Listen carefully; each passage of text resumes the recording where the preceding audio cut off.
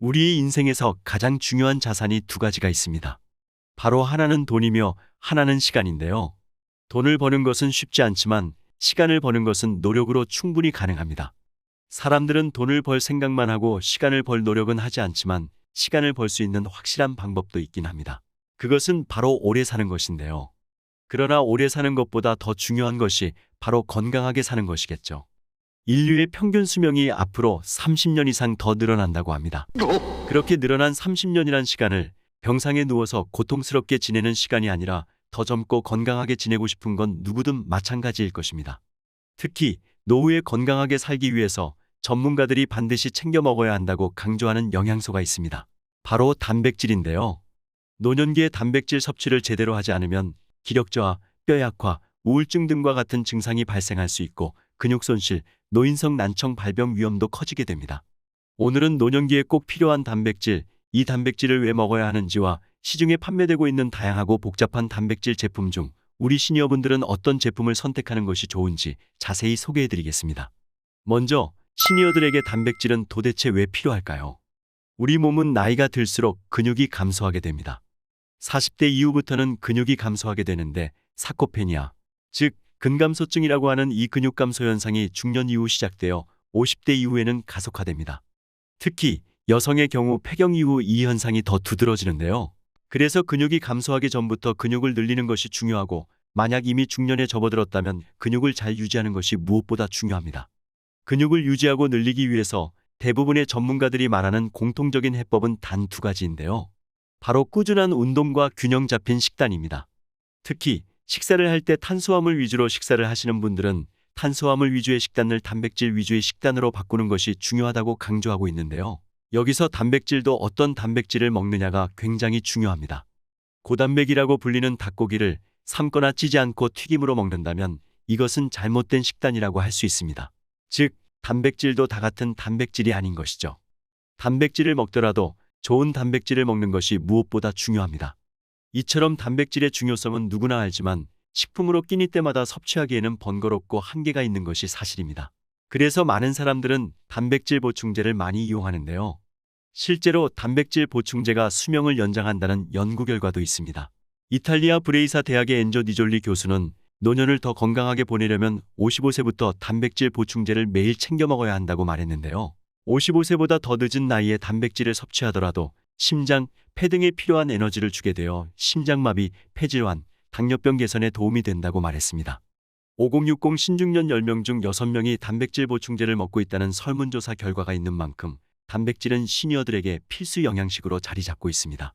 임팩트 피플스가 최근 실시한 설문조사 결과 5060 신중년 가운데 36%가 현재 단백질 보충제를 섭취하고 있으며 23%는 섭취한 경험이 있다고 응답해 전체의 59%가 단백질 보충제 섭취 경험이 있는 것으로 나타났는데요. 이렇게 건강에 대한 관심이 점차 높아지면서 단백질은 나이가 들어가면서 꼭 챙겨야 하는 필수 영양소가 되었습니다. 그렇다면 시니어들은 어떤 단백질 제품을 섭취하는 것이 좋을까요?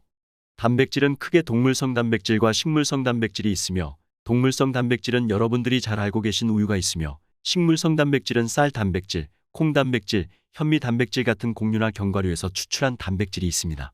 우유를 예로 들면 우유 안에는 유청 단백질과 카제인 단백질이 함유되어 있고 그 중에서도 유청 단백질이 근육을 생성하는 단백질로 잘 알려져 있습니다.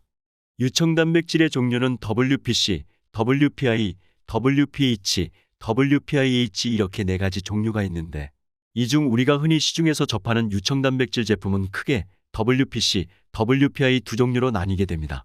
먼저 WPC는 농축 유청 단백질로 상대적으로 가격이 저렴하다는 장점이 있어 단백질 파우더를 처음 고르는 사람은 가격 때문에 이것을 고를 수도 있지만 농축 유청 단백질은 유청 단백을 80%까지 농축한 것으로 유제품에 예민한 사람들은 자칫 속이 불편해질 수 있다는 단점도 있습니다.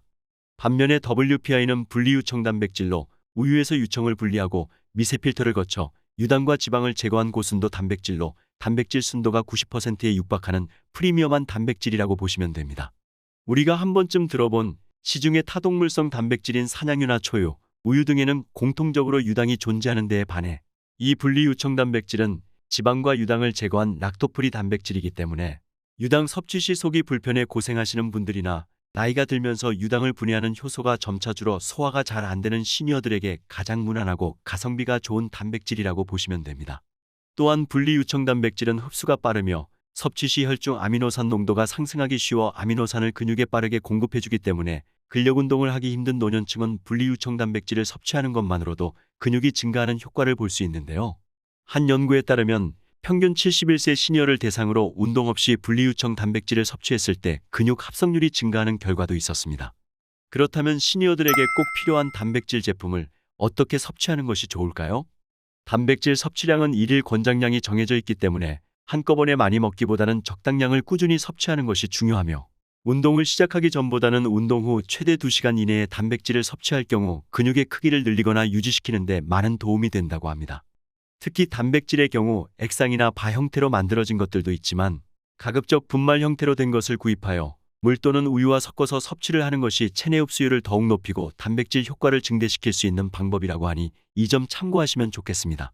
노년의 삶은 연금과 근육이 결정한다는 말이 있습니다. 건강한 노년을 보내려면 적당한 근육량은 필수라는 이야기인데요. 실제로 근육은 40대부터 매년 1%씩 줄어들며 계산상으로는 80대가 되면 원래 근육량의 60%도 채 남지 않는다는 이야기가 됩니다. 이 정도 근육량으로는 제대로 걷기조차 힘들 것 같습니다. 그러니 더 늦기 전에 빠른 속도로 빠져나가는 근육을 반드시 사수해야 합니다.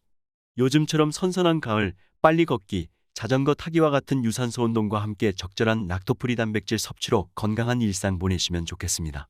오늘 내용 도움이 되셨나요? 오늘 영상을 시청하신 시니어분들은 분리유청 단백질, 락토프리 단백질 꼭 기억하셔서 단백질 고르실 때 꼼꼼하게 따져보시기 바랍니다. 오늘 영상이 도움이 되셨다면 주변 지인분들께도 좋은 영상 공유 부탁드리며 저는 다음 시간에 더욱더 시니어분들께 유익한 내용으로 찾아오겠습니다. 끝까지 시청해주셔서 감사합니다.